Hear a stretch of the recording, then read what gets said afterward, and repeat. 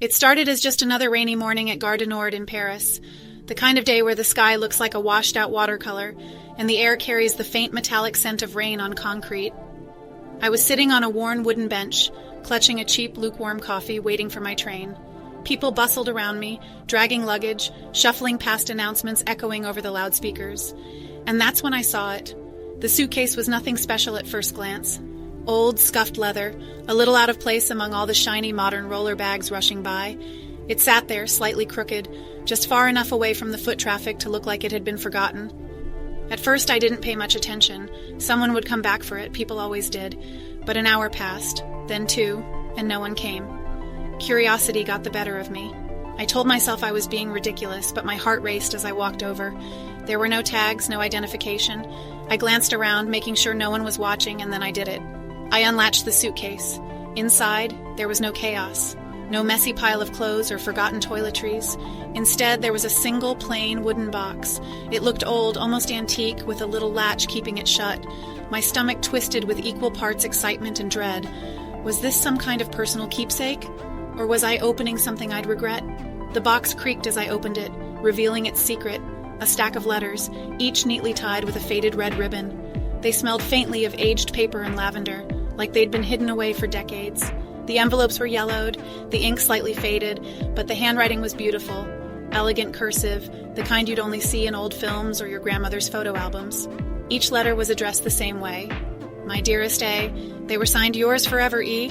I told myself I'd only read one, just one, to see what kind of story these letters held. But the moment I unfolded the first sheet of paper, I was lost. The words were raw, heartfelt, dripping with emotion. E wrote about the chaos of war, about finding moments of beauty in a world gone mad. He described meeting A in a makeshift hospital, her hands covered in blood as she stitched up wounded soldiers, her face a rare light in the darkness. I was hooked. I read another letter, then another. Each one was more desperate than the last, filled with promises of a life they'd build together when the war ended.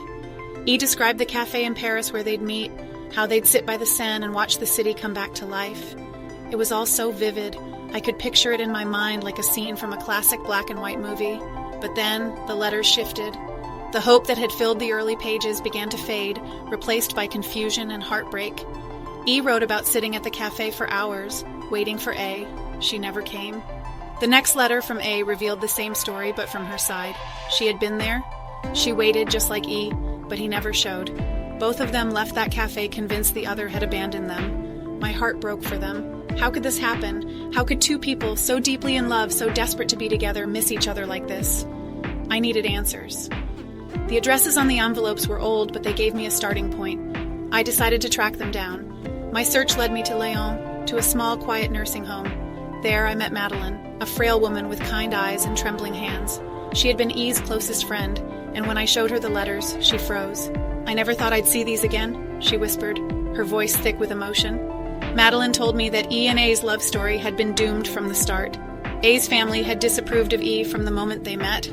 A's older brother in particular saw E as a threat, someone who'd ruin the family's reputation. My search led me to Lyon, to a small, quiet nursing home. There I met Madeleine, a frail woman with kind eyes and trembling hands. She had been E's closest friend, and when I showed her the letters, she froze. I never thought I'd see these again, she whispered, her voice thick with emotion. Madeleine told me that E and A's love story had been doomed from the start. A's family had disapproved of E from the moment they met. A's older brother in particular saw E as a threat, someone who'd ruined the family's reputation. He'd gone to extreme lengths to keep them apart, intercepting their letters and hiding them. But that wasn't the worst of it, Madeleine said, her voice lowering.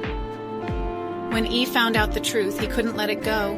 He confronted A's brother, and things got out of hand. Madeleine described the confrontation in heartbreaking detail. E, furious and betrayed, had shown up at the family home demanding answers. An argument escalated into a fight, and in the heat of the moment, A's brother fell from a staircase. The fall killed him instantly. Though the death was ruled an accident, A's family blamed E completely. They cut off all communication, sending A to live with distant relatives. Meanwhile, E was left shattered, convinced that A had chosen her family over him. I could barely process what Madeleine was telling me. These two people had been torn apart not by their own choices, but by circumstances beyond their control. and all the while they'd believed the worst about each other. I wasn't ready to stop there. Madeline gave me the name of one of A's surviving relatives, a man named Julian. When I met him, he led me to the attic of their old family home. There, covered in dust, was another box just like the one I'd found in the suitcase. Inside were more letters. Letters A had written to E, pouring out her heart, begging for answers, wondering why he'd disappeared. And, in the very last letter, written just months before her death, she'd written, "Even after all these years, I still dream of you. I still imagine what our life could have been. I would forgive everything if it meant seeing you again. I never stopped loving you, E, not for a single moment." I left the letters with Julian. It felt like the right thing to do, to let her family finally see the depth of her love and loss. But the suitcase? I couldn't bring myself to part with it. Some nights I sit with that suitcase and wonder, what if the letters had reached them in time? Would they have had their happy ending? Or were they doomed from the start, victims of a cruel twist of fate? I guess I'll never know. But what I do know is this: love leaves a mark, even when it's lost. And sometimes the most powerful stories aren't the ones we live, they're the ones we stumble upon, hidden in plain sight, waiting to be told.